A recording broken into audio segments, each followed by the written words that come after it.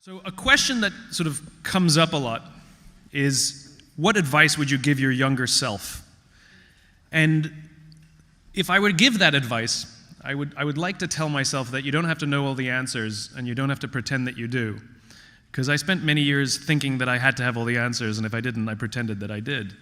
And it wasn't until that valuable lesson that I learned later in life did it change the course of my life.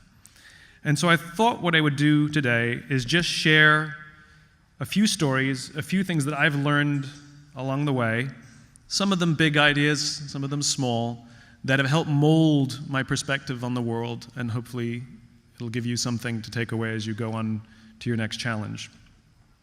The first one is all about perspective and going after the things that you want. In Central Park, the New York Roadrunners Association hosts races on the weekends. And one weekend, I ran a race with one of my friends. And at the end of the race, which they sometimes did, they had a sponsor who would give away something, apples or bagels or whatever it was. And on this particular day, they were giving away free bagels. So we'd finished the race, and you sort of can imagine the scene. It was cafeteria tables lined up next to each other with boxes of bagels across the cafeteria tables, a line of volunteers on one side of the table, and a much longer line of runners hoping to get a free bagel. So I said to my friend, "Let's get a bagel." And he looked at me and he said, "Nah, man, the line's too long." And I looked at him and I said, "It's a free bagel." And he said, "I don't want to stand in line." And I looked at him again. I said, "Free bagel." And that's when I realized there's two ways you can see the world. You can see the thing that you want, or you can see the thing that's standing in the way of the thing that you want. I could only see the bagels, and he could only see the line.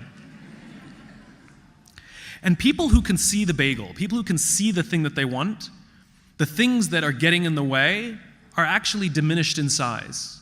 They're just obstacles to go over or around. It's an opportunity for invention or innovation. Whereas people who can only see the obstacle and literally lose sight of why they set out on the journey in the first place, they become stunted by fear or overwhelmed by the challenge ahead of them. So advice that I learned, piece number one, see the bagel.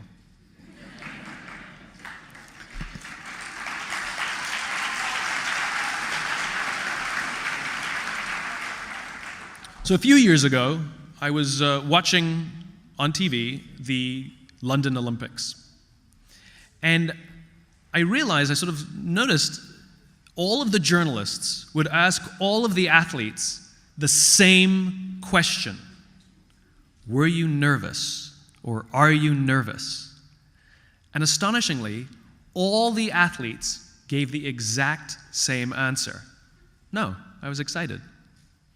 In other words, if you think about what the characteristics of nervousness is, right? What are the characteristics of nervousness are? I should probably get my grammar right to scholars like yourselves.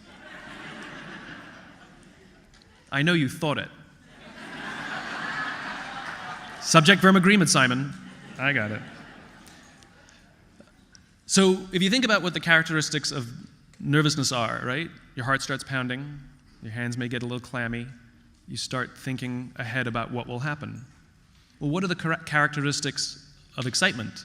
Your heart starts pounding, your hands may get a little clammy, you start looking forward to what may happen. In other words, it's the exact same thing. And what these elite athletes had done, either naturally or they trained themselves to do, was to interpret nerves as excitement. So, of course, I tested it. I was on a plane, and it got really bumpy, and I gripped the seat, and I got nervous. And I said out loud to myself, "This is exciting." And I felt fine. So you're going to face some of the biggest challenges of your life as you go forward. You think this was the hard stuff. This was the easy stuff. So before you see anything, as you're going for your bagel, and you start to get nervous, just remind yourself, this is exciting. Perspective matters.